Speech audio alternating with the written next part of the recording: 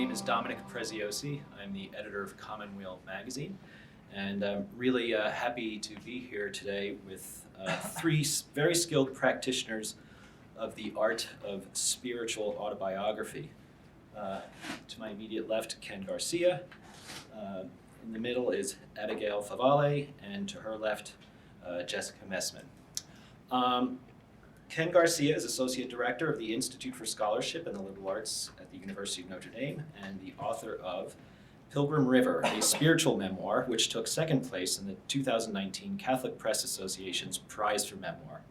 He's also author of Academic Freedom and the Telos of the Catholic University, which was selected as Best Book Published in Theology in 2012.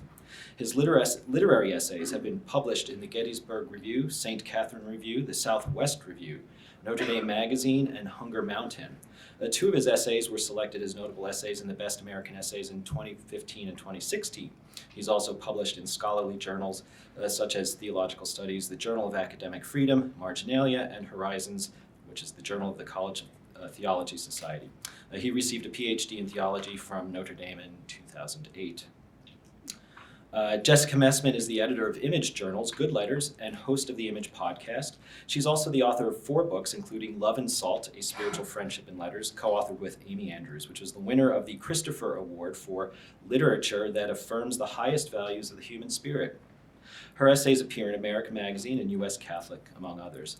Jessica also founded the award-winning interfaith blog Sick Pilgrim and co-founded Trying to Say God, Re-Enchanting the Catholic Imagination, a literary festival at the University of Notre Dame. She's spoken about spiritual writing and literary nonfiction at colleges and universities, the Festival of Faith and Writing, the Associated Writing Program's annual conferences, and the Nieman Conference for Narrative Journalism at Harvard. She's appeared as a guest on NPR's Interfaith Voices, CBC's Tapestry, and on various shows for Relevant Radio and Sirius XM, the Catholic Channel.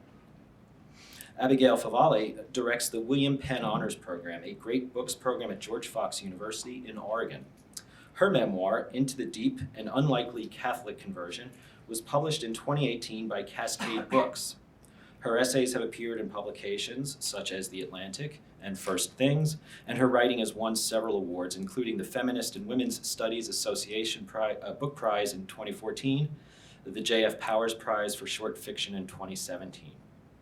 Abigail is currently a Life and Dignity Writing Fellow for the University of Notre Dame's Church Life Journal, where she writes think pieces on pro-life and feminist topics. We'll be hearing from each of them in a moment, and we'll be extra fortunate, and in addition to speaking about their work, that they will also be reading from it, which I'm really looking forward to. So I just sort of want to frame things a little bit myself to get started. Sort of anecdotally, I learned recently, and very much by chance, that the parish in which I grew up is celebrating its 50th anniversary of its founding this fall.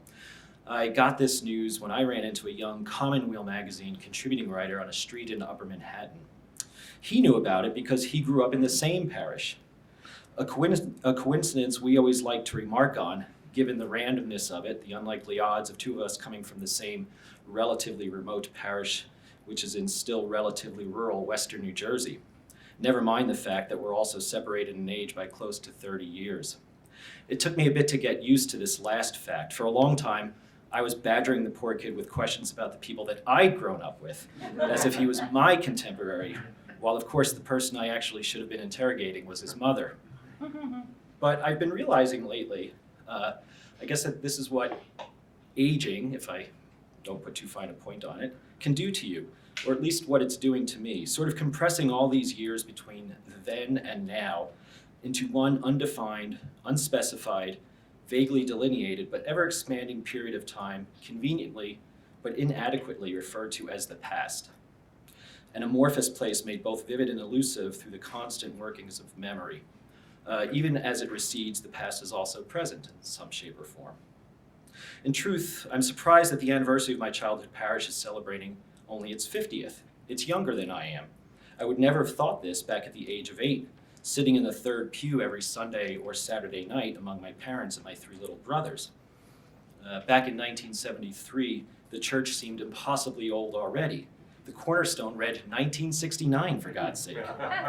The kneelers squeaked, the waxed floor shrieked under the tread of rubber soles, the timbers that crisscrossed the vaulted ceiling shivered and moaned, while from All Saints' Day on through to Easter or even Pentecost, a cold wind sneaked giddily through the gaps of the imperfectly framed windows.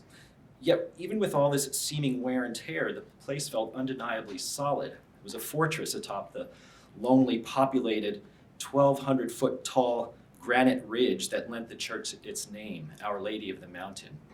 A fortress, that was one way I imagined it, or a solitary outpost on a polar ice sheet, or a spacecraft hurling its way to the edges of the solar system.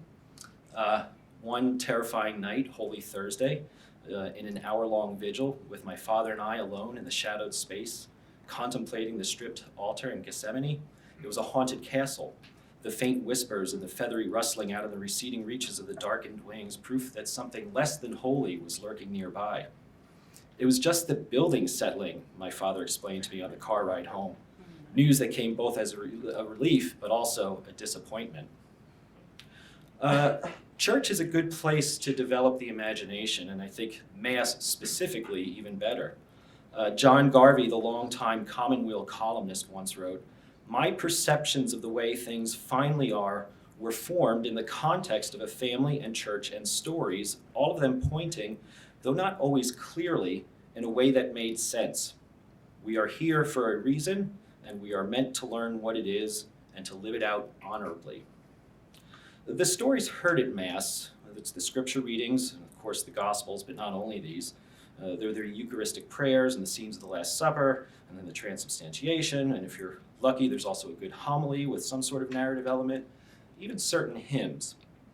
These stories heard over and over again in the course of the few short years comprising childhood, adolescence, and early teens, while in the presence of family and community, most certainly formed my perceptions of the way things finally are. Though, if I actually had to describe and define with precision and unimpeachable clarity just what the way things finally are to you, or even to myself, well, I'm not sure I could. I guess I would call it more of an intuitive sense. In fact, I'm not sure I'd want it to be anything more than that, something of an intuition. Now, since coming to Commonweal in 2012, and more so since becoming editor last summer, I'm occasionally approached with offers to give talks about my spiritual journey. And full disclosure, in all honesty, it's not something I feel especially equipped to do. The framing, spiritual journey, implies the requirement to deliver something morally uplifting, something not only to make the reader or listener feel good, but also to nourish and to bring a very real kind of sustenance to that audience. The stakes are high, yet piety and saccharine sentimentality also seem like unavoidable risks, and perhaps likely to foreclose honest expression of human complexity or the elemental truth of just what constitutes that journey.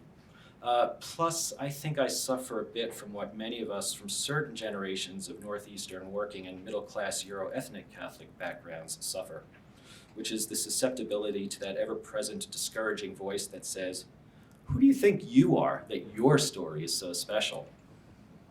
Any of you who've read the work of Alice McDermott or have heard Alice speak about her upbringing might know what I'm talking about if you haven't suffered it yourself.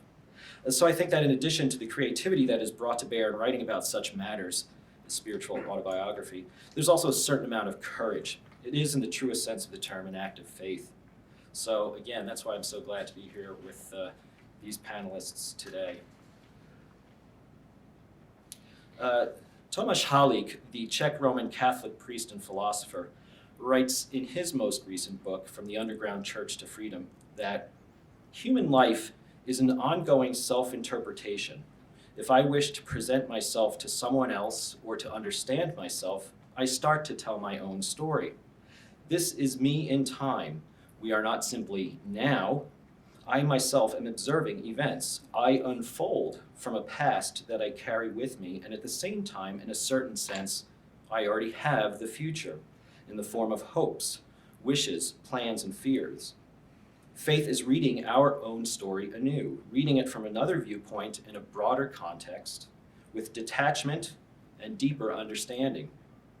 Our life, viewed with the eyes of faith, is a story whose hidden author and director is God. We recognize God's writing style by its infinite generosity, and its incomprehensible trust in our freedom. And so I guess maybe that's where I want to make the move from mere autobiography to autobiography in a spiritual key, which I think is the working title of this panel at one point. Maybe even as we are here, maybe even as I make a show of my supposed resistance, I'm actually doing autobiography in a spiritual key, even without knowing it. Is the act of autobiography itself a spiritual endeavor? How does one come about to practicing? Is it a discipline, something as demanding as prayer? Does it become its own state of being? How do we, as writers of spiritual autobiography, unfold from our past? And do we already possess the future in the form of hopes and fears? And so maybe my co-panelists will help in revealing some possible answers to these and other questions in their readings as our discussion goes forth. So first I'd like to bring up Ken, and then Jess can follow, and after that, Abigail. Thanks.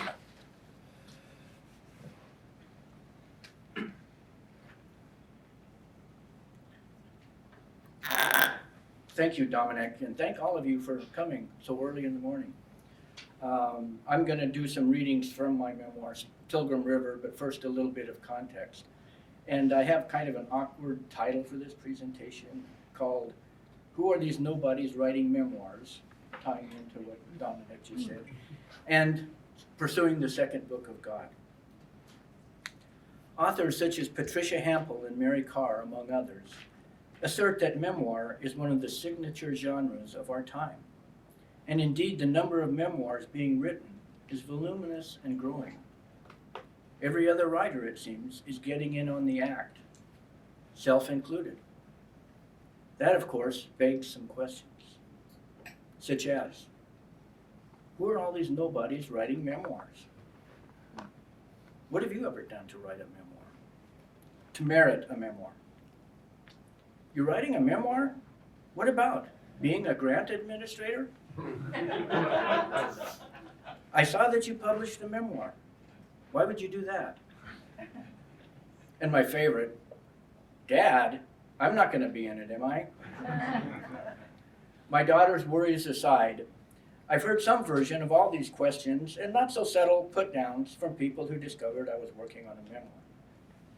That's one of the risks you take, being told your life isn't interesting enough to be read about, implying that it's one's outward life and achievement that count, not the details of your inner journey through life. If you didn't participate in or witness great events, if you didn't become a celebrity or a famous scholar or writer, or have a really big platform, then why would you write a memoir?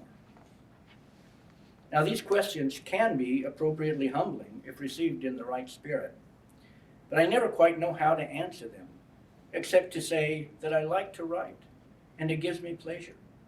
That writing memoir is a spiritual practice that helps me make some sense of a chaotic and undisciplined and meandering life, and that the story of my inner spiritual journey, in spite of the lackluster exterior life I've lived, might benefit a few people.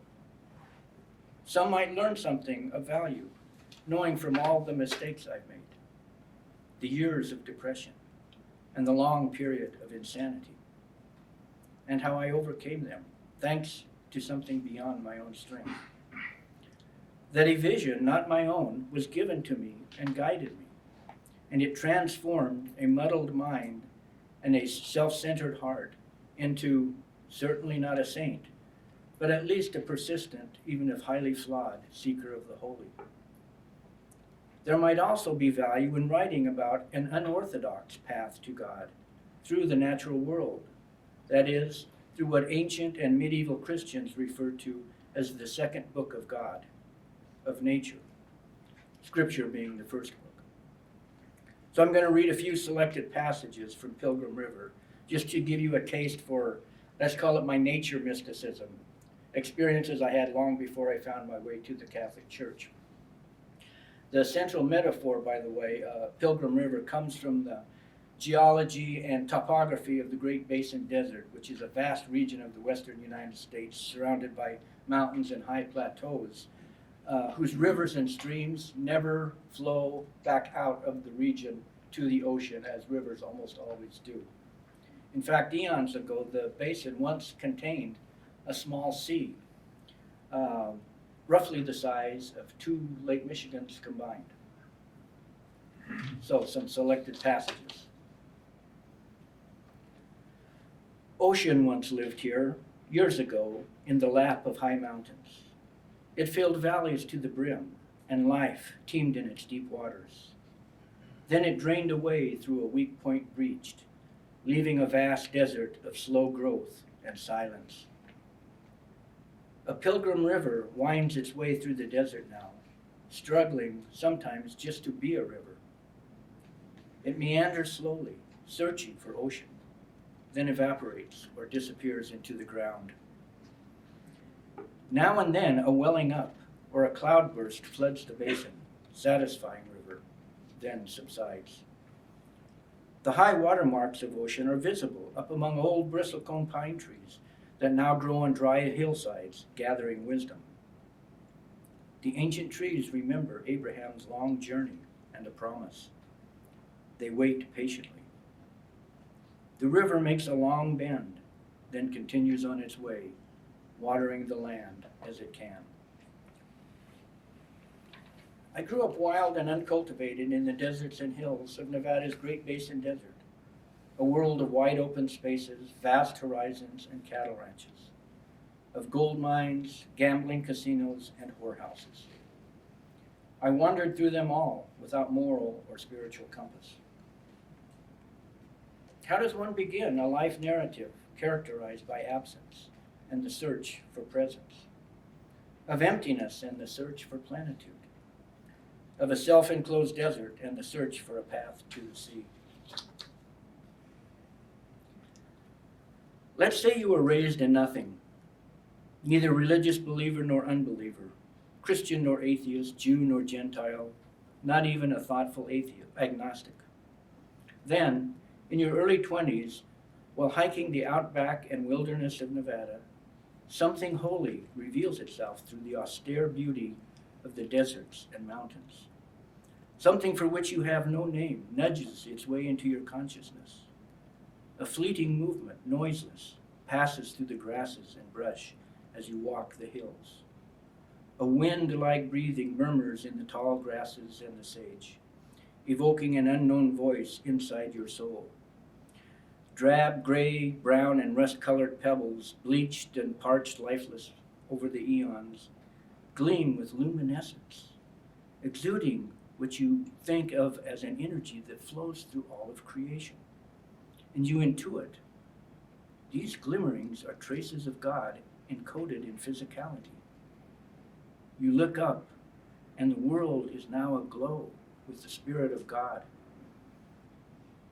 This uncanny experience turns the dreariest of landscapes into a house of radiant colors and swings open the doors to a many-roomed mansion inside you that you hadn't known was there. It's as if you had come upon an ancient book, the book of nature, that smells of earth, juniper, and sky, that you now have to learn to read as you journey toward a home you don't know, but you know is yours. Your horizons are altered, and it takes a lifetime for the implications of this experience to take hold. The visions contain the germ of a calling to a deep religious life, though the call is nebulous. You want to communicate your visions to others, but you just don't know how. There are no adequate words, and you lack a religious tradition through which to articulate the raw and unmediated experience of this God. So the spiritual fire dwindles, and you withdraw from the world. Alone and isolated, you slowly sink into darkness, down into a fevered madness from which you drift in and out, sure now of your virgin sanity. Even so, the fire doesn't die out. It remains a living ember throbbing with insistence. It nags. It cajoles. Though your mind is now but a burnt-out forest of dreams and vision. Yet you stubbornly follow its call, like a pilgrim river struggling through the desert, seeking the sea. Many years into your journey, you begin to wonder, am I merely one of the many who are called, but not among the few chosen? After all, you spent decades of your adult life trying to respond to a summons from an elusive God who doesn't always give clear directions. Would you consider it your own fault for not being up to the task, or conclude that you were deluded all those decades? Or would you stay the course, hoping the voice from the wilderness is holy and real and will lead you to the sea? Whatever your response, and however your life turns out, you'd want to tell your story in hopes someone might benefit, and that your children and grandchildren might understand why you are the way you are, what dreams you once dreamed, and sometimes still do, and what visions motivated and even enthralled you throughout life. So, when asked, I see you published a memoir, why would you do that? That's one of the answers I have. Thank you. It's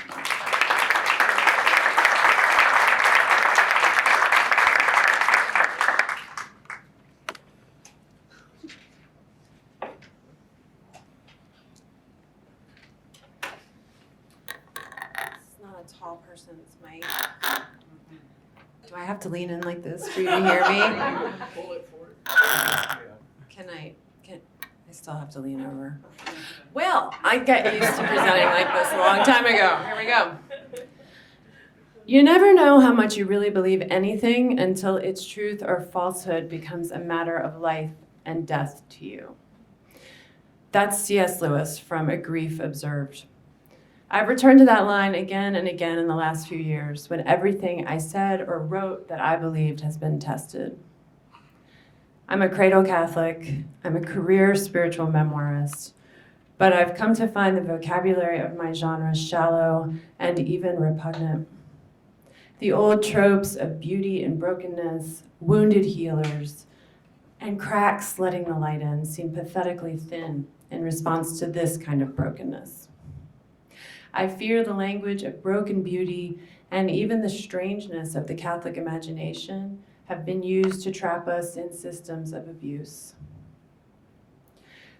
In A Grief Observed, Lewis's wife has died, and nothing makes sense anymore. He's disgusted by the platitudes of well-meaning religious friends and the sympathy cards. He calls them pitiable cant. He can't even pray for the dead anymore. When he tries to pray for his wife, bewilderment and amazement come over him. He has a ghastly sense of unreality, of speaking into a vacuum about a non-entity. The confidence of the great apologist has been utterly destroyed. He writes, apparently the faith, I thought it faith, which enables me to pray for the dead, has seemed strong only because I never really cared, not desperately, whether they existed or not. A Grief Observed remains powerful to me precisely because Lewis questions everything he believes and does not come to lovely conclusions about God or his religion or his own suffering. He tells the truth, and in doing so, he renders in prose what it really feels like to grieve. This book was so raw and gives such vivid expression to the challenge of belief in a time of suffering that he had to publish it under a pen name. I teach A Grief Observed whenever I teach spiritual memoir because I want to encourage writers and students to hold their feet to the fire, especially in revision of a piece. Always ask yourself, do I really believe what I just wrote? I always ask myself that question. Is this just more pitiable cant? But when I returned to the book recently to prepare for class, it hit me that I am grieving too. I'm grieving the pain of others, literally thousands of abuse victims, while I adjust to the loss of all the conventional markers of my own identity. In the space of a few years, everything in my life has changed. I am no longer married. I am no longer a stay-at-home mom. And I no longer trust the rails I was riding, or the institutions I once so firmly believed in to be my guides. As a spiritual writer, I have been stripped of my context. The Roman Catholic Church, so long my sanctuary, has become another locus of pain. But art has been my minister in these days of confusion, disruption, grief, and reinvention. Art is not bread, and beauty will not save us, but it can be another kind of food that helps people to survive. Art makes no promises toward virtue, and yet it can help us to tend the virtue of hope in each other, even when the art itself isn't explicitly hopeful, like a grief observed. Spiritual autobiography in particular is a form that can bring hope and accompaniment, even when it doesn't have easy answers. One of the greatest dangers of a Christian, or for a Christian, is to assume that at any point in our lives, the journey is over and we've found the answer. This is doubly true for memoirists, and it's why I believe in being a serial memoirist, and I make no apologies for that. It's only too likely that in writing our stories, we are giving the wrong answer to the central question of our lives, or that the answer that we thought was right or found was right for a time is now wrong, or that we have, as Lewis pointed out, been asking the wrong questions all along. We are always running the risk of the twin dangers of presumption and despair. I despair when I presume my story is over, and I find hope when I recognize my experience in another's story. But lately, my experience has not looked much like other Catholic spiritual autobiographies that I have long loved in my library. I need stories that don't necessarily fit the pattern of dissolution, then conversion or reversion, and a neat transformation within the church. The mid-century artist and writer Carol Houselander, when describing one of her mystical visions, said that each of us is living out the Christ life in some way, whether we are living his infancy, his suffering, his death, or his resurrection. Not one of us must ever lose hope, she wrote, for it is the will of Christ's love to be put into the hands of sinners, that he may be their gift to one another, that they may comfort him in each other, give him to each other. In this sense, every ordinary life becomes sacramental, and every action of anyone at all has eternal meaning. There's a case for memoir. That quote, it's been above my writing desk for 15 years, wherever I've moved, wherever I set up shop. And that infinite value of every person's story and the potentially sacramental nature of every ordinary action, I just love those ideas, and yet I regret how narrow my Catholic imagination turned out to be. How strange that I, a working class woman writer from a small town in the deep South, should have sought wisdom only among those whose experiences are very distant from my own. On the one hand, it is beautiful. It's a testament to the universality of human spiritual longing and experience, that a writer can speak to us across time and context and gender and class. But it should not have shocked me so much that my own experience isn't reflected in the spiritual autobiographies of the canon that has shaped me. If I'm going to continue as a Catholic writer, I need to rebuild my imagination, or at least I need to expand it significantly. The crumbling of a foundation in this sense might not be a tragedy at all, but an opportunity to create one that is stronger and more generous. To trust that my story and the stories of so many others are worth telling and amplifying exactly because they may challenge a status quo that's not just been found wanting, but destructive. That I may still have something to offer my church, even if I end up offering it from the outside. I'm taking inspiration right now from fiction, where we seem much more willing to accept the unorthodox conclusion. There's an old short story collected in a great Catholic anthology called The Substance of Things Hoped For. It's by Josephine Jacobson, and it's called Jack Frost. An elderly woman named Mrs. Travis cultivates a spectacular garden of flowers in her tiny New Hampshire tourist town. The parish priest comes to visit her at the time of the first frost, hoping to convince her to leave her cottage before winter for her own safety. Mrs. Travis makes him uneasy, but the priest recognizes a bond between them, a belief in the physical, a conviction of the open-ended mystery of matter. But because Mrs. Travis is not a Roman Catholic, the priest can find no avenue to approach her. Her passion was in her scraggy garden.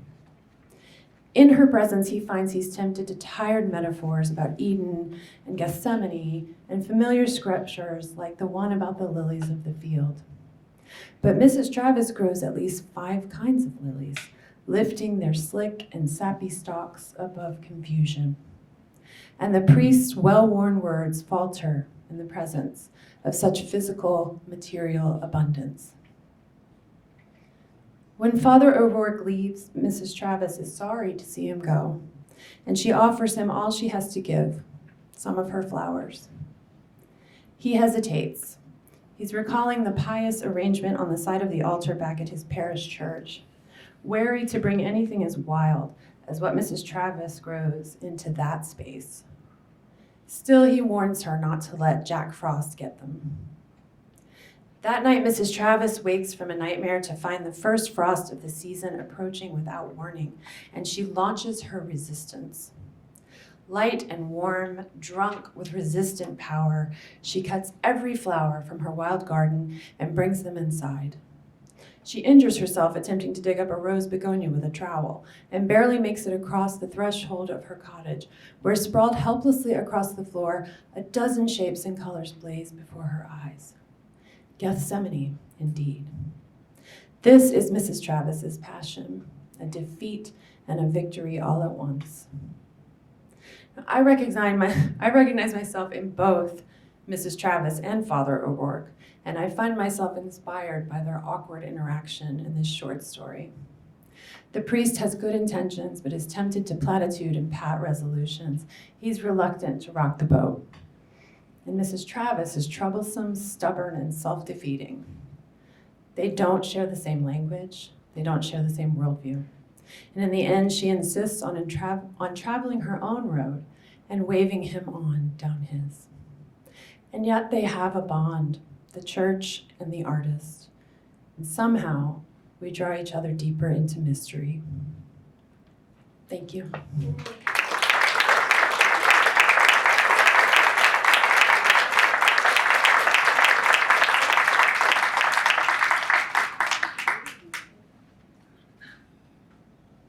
I think I might sit.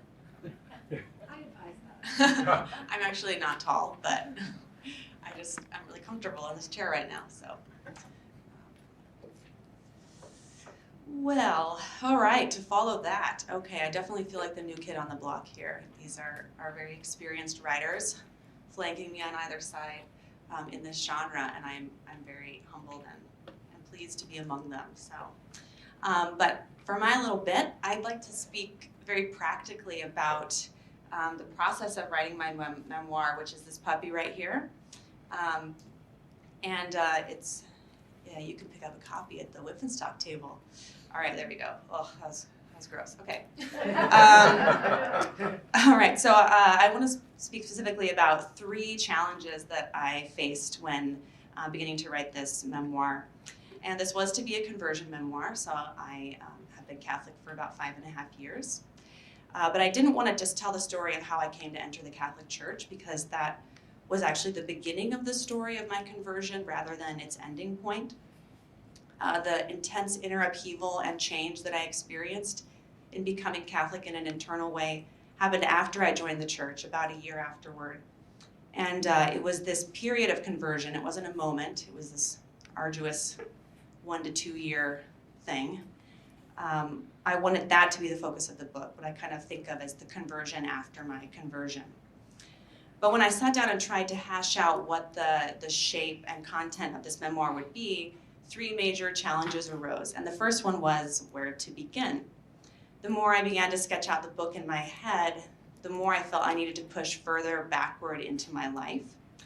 To explain the tumult of that period of conversion, I had to give an account of the secular feminist worldview I was coming from, because that worldview shaped my encounter with Catholicism. I didn't have the usual Protestant hang-ups like, oh, the Pope, Mary, It was the feminist stuff. So women's ordination, abortion, contraception, same-sex marriage, those were the things that I was really wrestling with. So my incoming worldview then set the stage for the content of this intense period of conversion. But I couldn't just jump in as this like fully formed feminist, like sprung from the thigh of,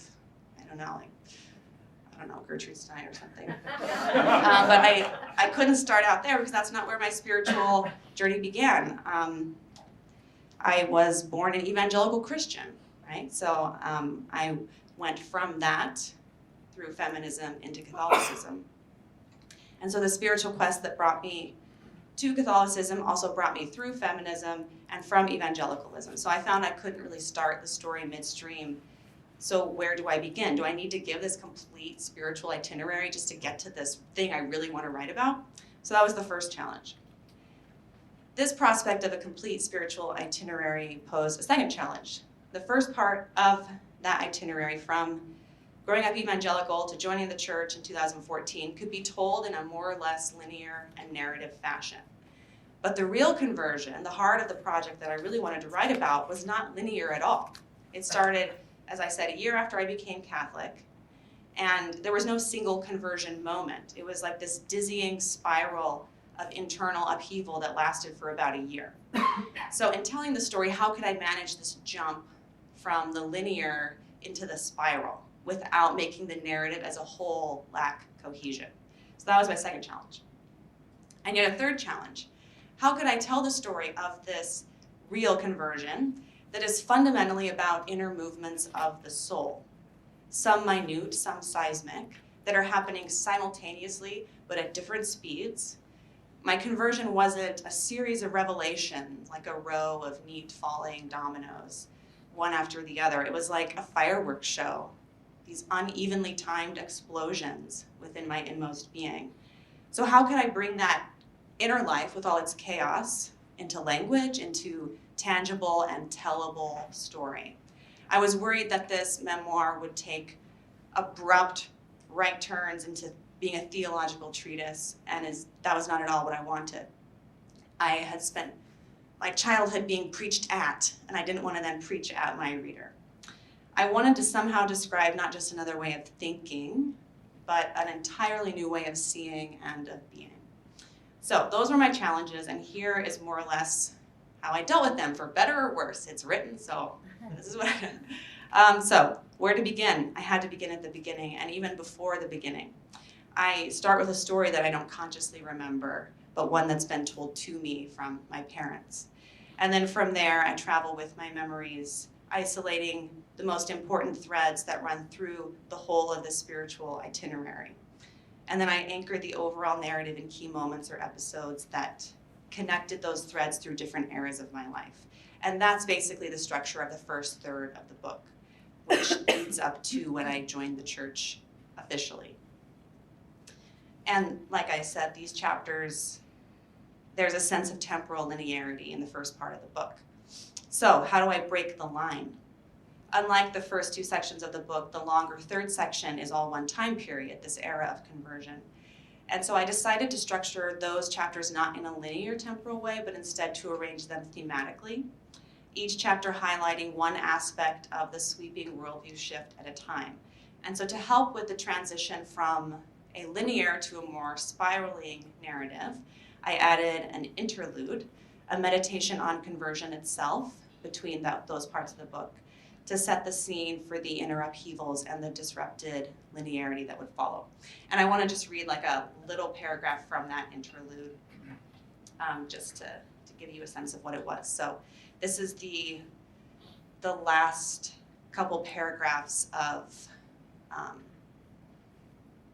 the kind of interlude transition into the third part of the book.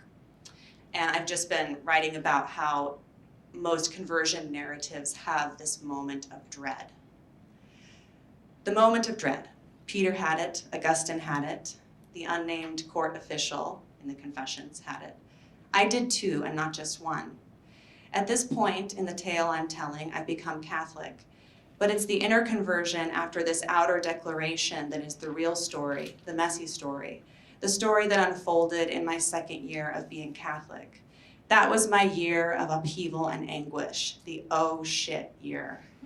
Yet also a time of deepening conviction and inner consolation like I've never known. This part of the story didn't happen neatly, chronologically, but hit like a thunderstorm. A sky turned dark with lightning striking here and there haphazardly. Lightning is a good metaphor. Flashes of discovery, but those flashes a shock to the system, disorienting and certainly not painless.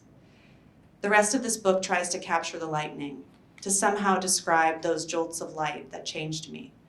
This was a kind of enlightenment, yes, but not a slow, painless dawn.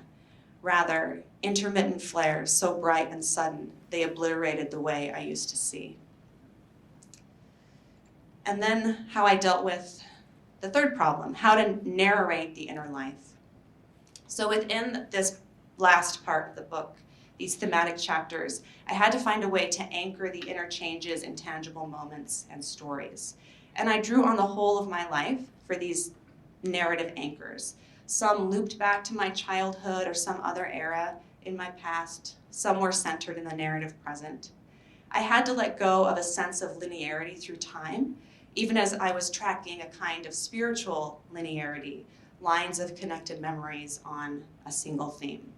So I want to read a little bit at the end of this chapter called The Totality, in which I tried to give an account of the sacramental Catholic cosmos, which very much changed my perspective on gender.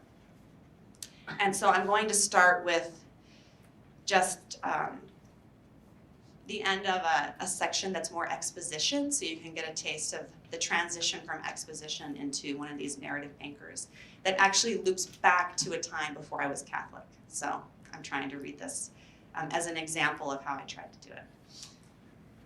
When I look back at my birthright evangelicalism, it's as if the feminine aspects of the faith have been lopped off. There's no Mary, no genealogy of heroic female saints, no visible church as our mother, no mass with its iconography of the bridegroom and bride, no sacramental understanding of our bodies as sacred signs. I rightly sensed that something was amiss in this version of Christianity, that it was too monolithically masculine, that anything feminine was sidelined and relegated.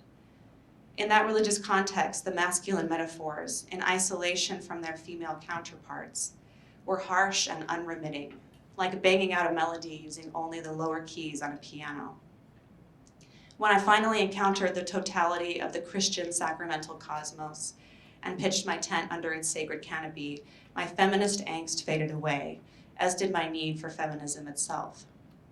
The yearning that initially drove me to feminism was fulfilled at last in Catholicism. Line break. Years before I was Catholic, I went on a trip to Ireland with a group of students and 2 colleagues. While in Dublin, we had the opportunity to attend evening prayer at a Church of Ireland cathedral. Remembering with fondness the Anglican prayer gatherings of my college years, I looked forward to this, assuming it would draw me into a sense of fullness, give me a taste of the transcendent, something I hadn't felt in years. We arrived a little early, filing into pews of dark wood. The first thing I noticed was that the church was empty except for us, a ragtag group of American tourists. I glanced around, surprised to see no iconography whatsoever, just a contrasting interplay between light shades and dark, some abstract embellishments here and there. Then a convoy of men marched up the center aisle, all dressed in black and white, faces grimly set.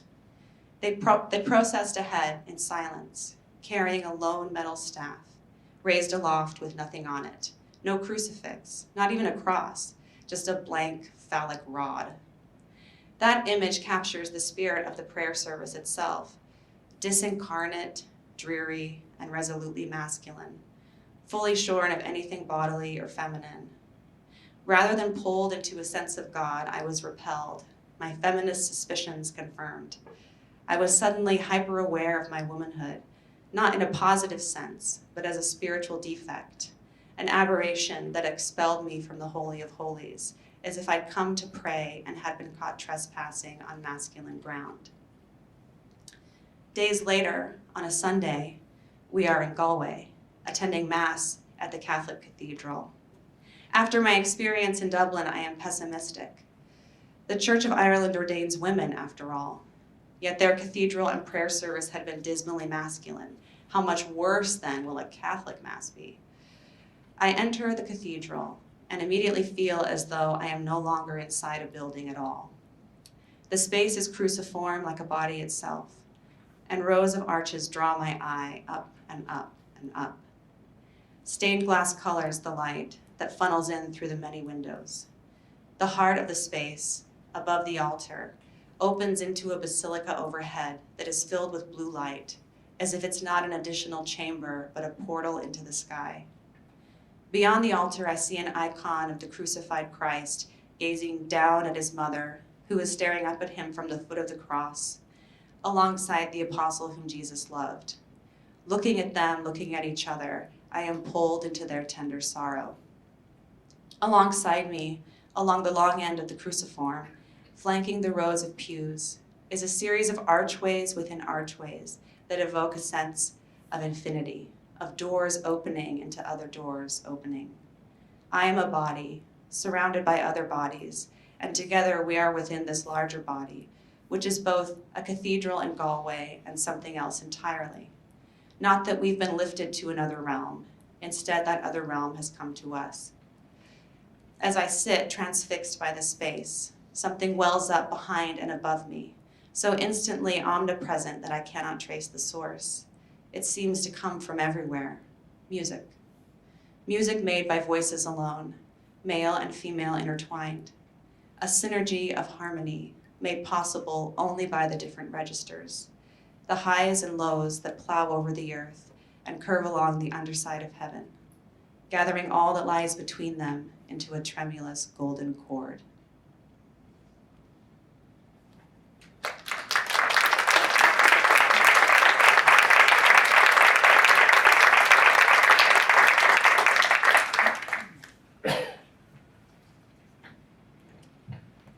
Well, that was great. All three of you, thank you so much. I'm sitting there kind of coming up with questions every 15 seconds as each of our panelists read from the work and talked. And because so many were popping into my head, I think I'm going to go back to script and think about the questions I had written beforehand and maybe just go with those. But something each of them, all three of you touched on, I think, I want to get back to, and I want to sort of maybe talk about this from the aspect of the practical craft of writing spiritual autobiography or spiritual memoir. Simone Weil, in her essay, School Studies, said of prayer that prayer consists of attention. The quality of attention counts for much in the quality of the prayer. Warmth of heart cannot make up for it. So I kind of want to ask you guys about the role and importance of attention in the work you do, especially, I think a couple of you sort of touched on this notion of really trying to get to the authenticity of the voice of your work. How do you sort of keep this notion, how do you keep warmth of heart at bay and really focus on, maintaining attention to the work you do? Because that to me is, if you sort of lose that attention, that's that invitation to sentimentality or inauthenticity that you're absolutely trying to avoid. So maybe just, I guess, talk about attention when you're working, and whoever wants to take it up first.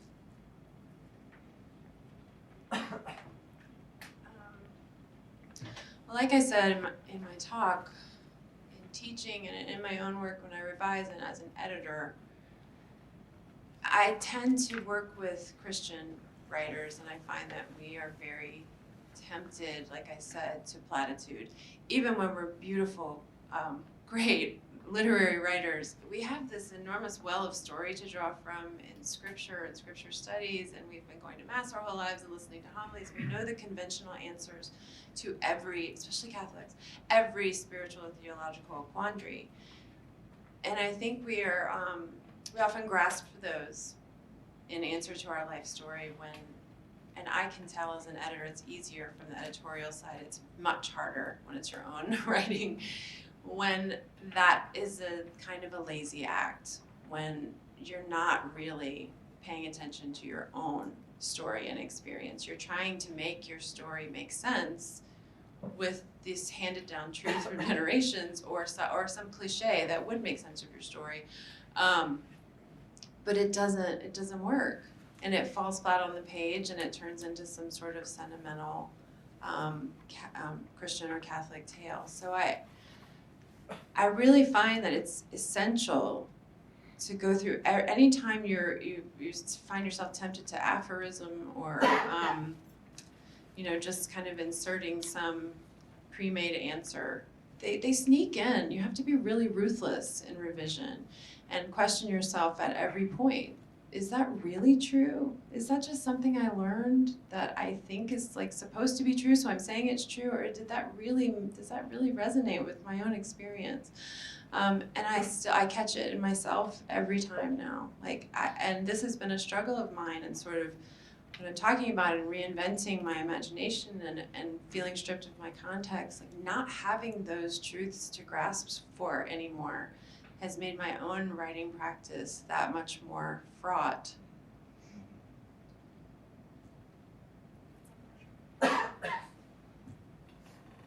Well, I just want to say I became a Catholic when I was 29, and it was 8 years after I had had these very profound mystical experiences in the wilderness, and so the Catholicism, I was already fairly well formed in a certain way, and the Catholicism, when I joined the church, didn't fully take. I've always felt like I'm kind of half in, half out, 1 foot in, 1 foot out, and so I've never felt that I have to toe like a party line or an acceptable ecclesiastical position. When I first started writing my memoir, I wanted to come to a place, a capital A arrival, where everything worked out. I mentioned early on that I had felt a calling from God to do something with my life, and it took decades to kind of discern what that might be.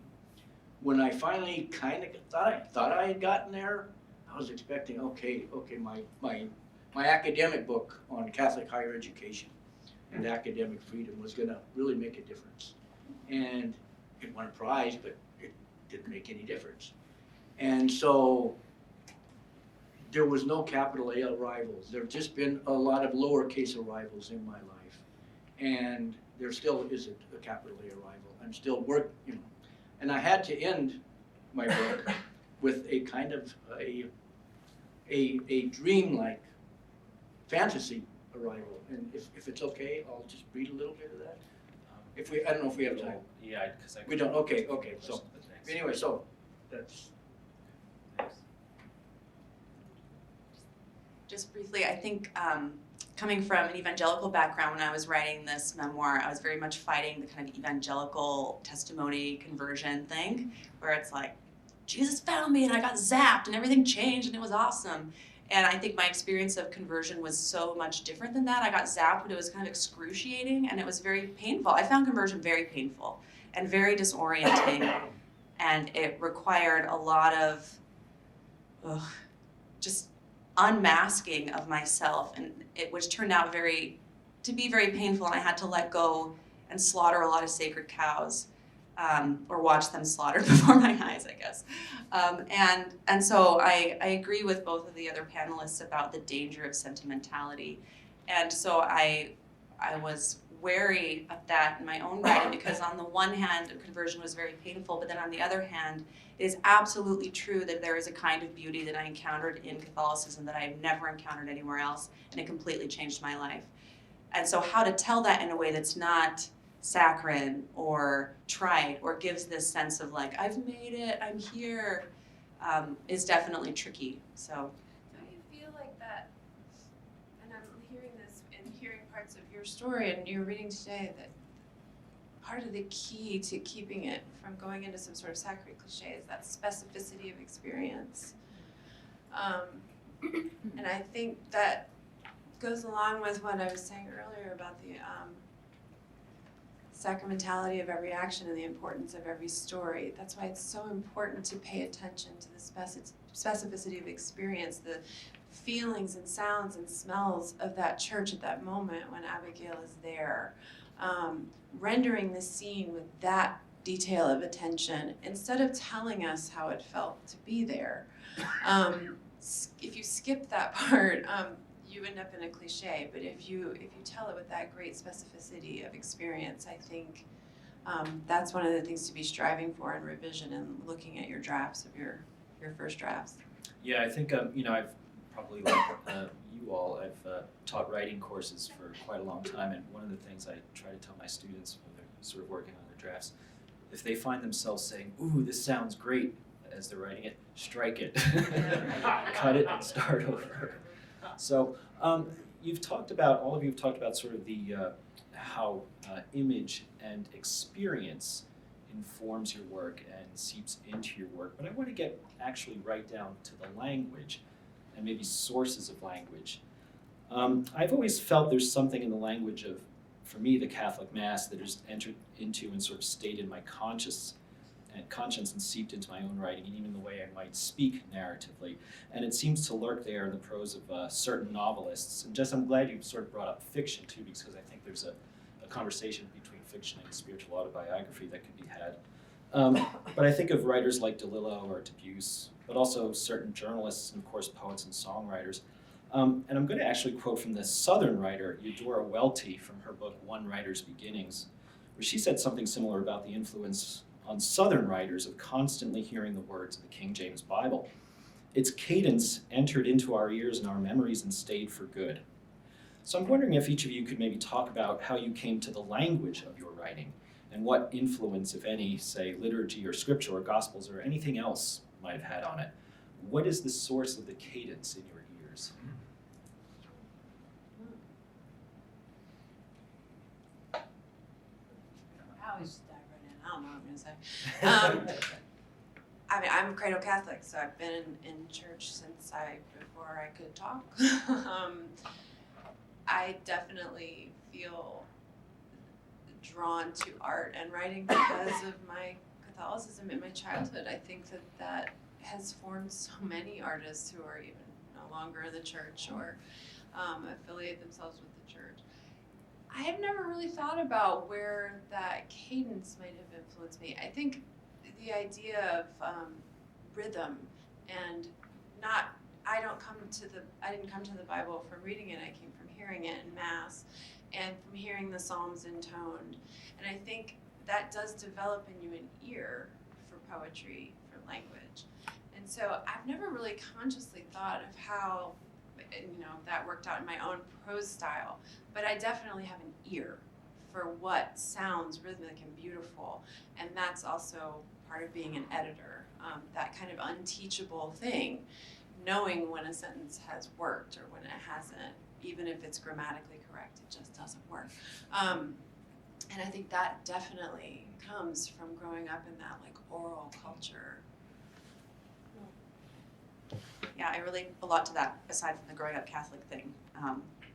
But I don't have a sense of consciously knowing what has shaped my writing style. But I do know that there are some writers that I read that make me want to write. There are some writers I read that I love, maybe their books change me or something, but they don't. But there are some writers I read where their language, it's kind of like it turns on a faucet in my own brain and it makes me want to write. And so some of those, there was a period in my life where Margaret Atwood was very much that writer for me. I think more recently, I know when I was writing this, I would sometimes, to get in the zone, I would read a little bit of Mary Carr or Christian Wyman. Recently I read the Four Quartets for the first time, and just reading that made me just go, whoa, I just had to kind of viscerally begin to write because it just made that well up within me. So I love it when I find writers like that just kind of trip that. Mary Carr is one of those that I go back to again and again too. If you read Mary, it's just magical. Yeah. I don't know how she does it. I read her, and you can go back to the Liars Club or Lit or any of them, and she is the storytelling. But there's something on the level of I could immediately go from reading Mary Clark, I'm like, I can do that. Completely fall apart. It's clanging all over the page. So, yeah, very hard for sure. To master. Well, I don't know if I have very much of an answer to the question because I wasn't raised a Catholic and I didn't have any of the imagery. I didn't grow up with any of the imagery at all. And I can't say that it influenced the way I wrote. And I don't know how, I've never taken any formal classes in writing or literature classes, really.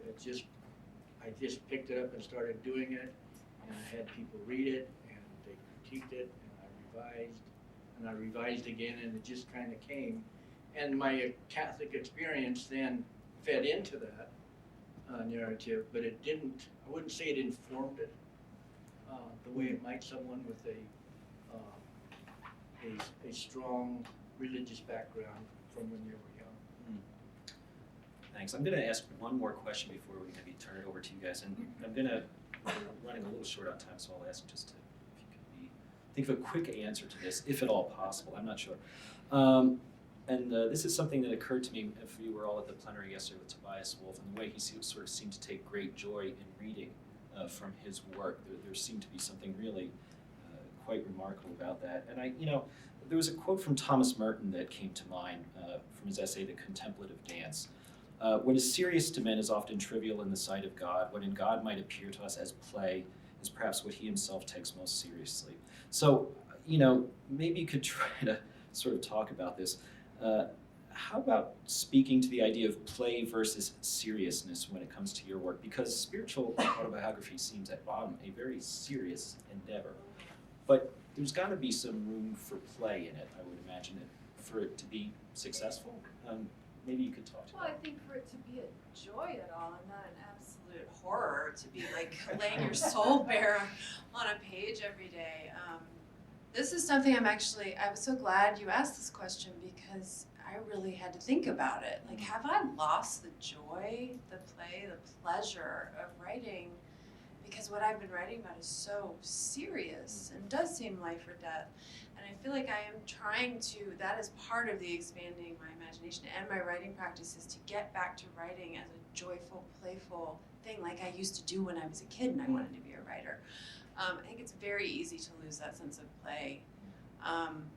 So some of that is experimenting with different forms. I've been writing flash pieces and prose poems and just trying to get away from the very linear narrative kind of form so that I can see if I can just recapture that sense of pleasure in my own work. And I think it is essential or you will burn out, which I did.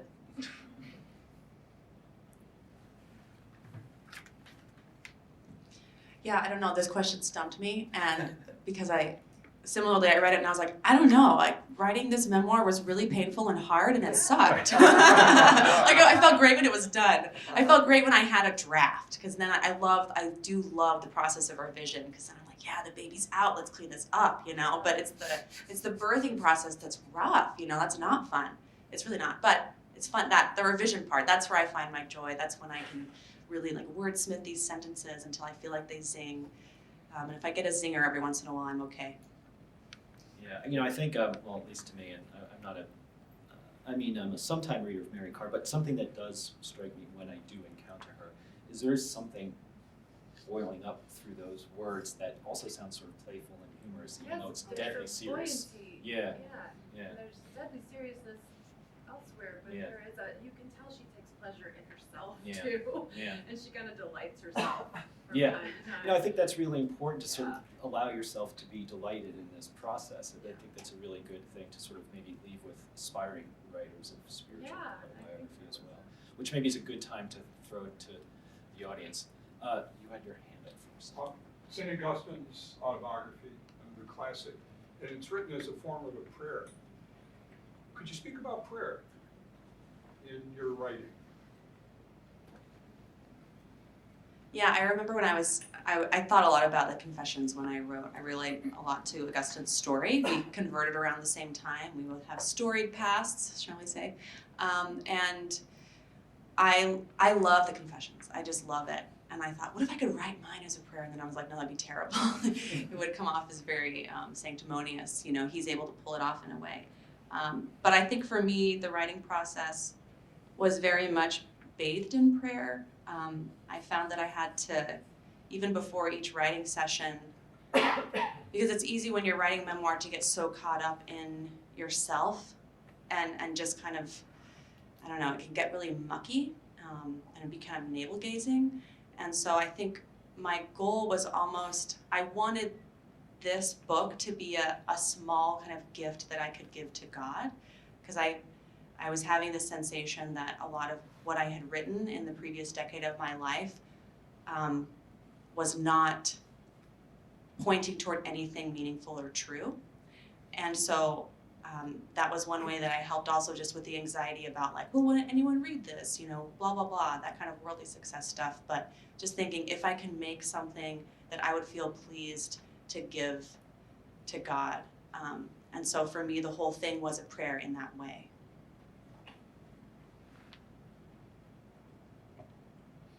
For me, prayer is getting rid of distractions, all the things that occupy our minds daily, the activities we have to do, the deadlines, the timelines, the work. And it's setting all those things aside so that you can focus on something greater. And for me, that's what I do when I write. I feel like it's, I would say writing is, for me, prayer. Because it allows me to kind of go into this separate world. That's, to me, is although, you know, it's you're working with these words and trying to get the grammar right and so forth. It's still, to me, deeply spiritual and very, very, very pleasurable.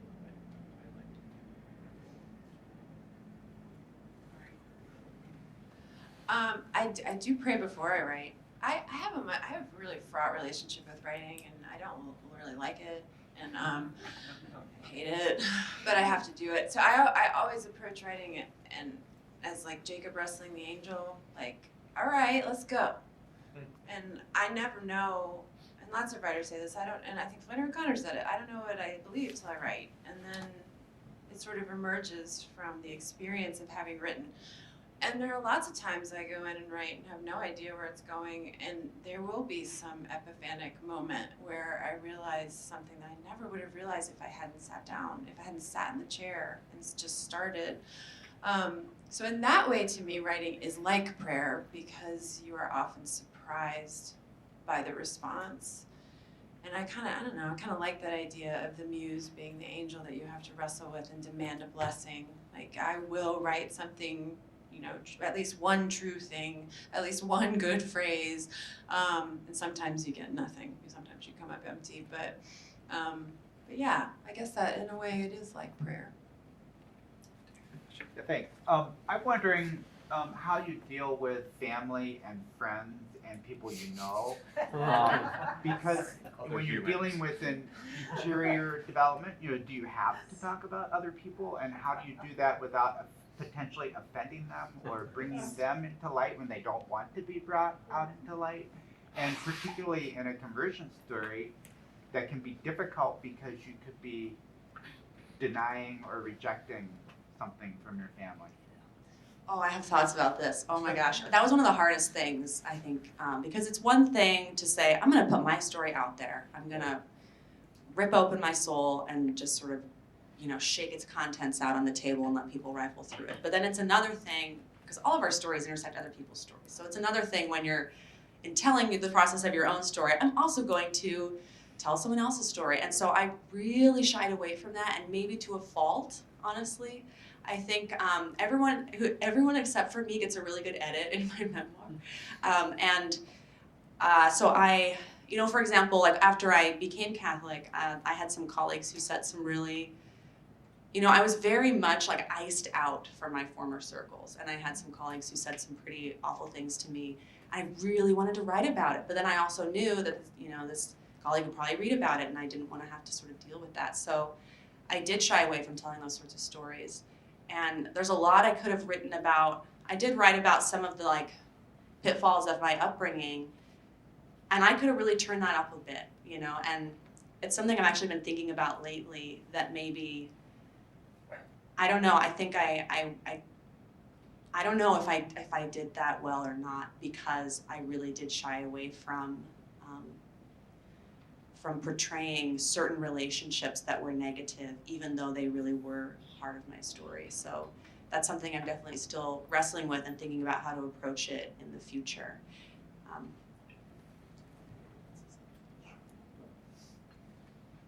Well, back to the topic of Mary Carr in her work, The Art of Memoir, and most people who write books on the art of memoir talk about this very issue of how to deal with loved ones, family, friends. And I mean, different writers are kind of all over the place on it. Everywhere from Mary Carr talks about if she knows that she's going to write about a friend or a family member, she lets them know like a year in advance that she's going to, and that she's going to let them see what she's written and give them a chance to respond to it, and or to change their name and to decide what their name's going to be changed to. So it becomes kind of a collaborative process.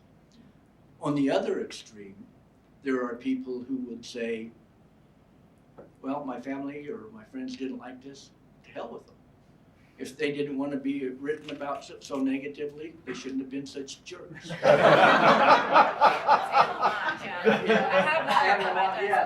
Yes.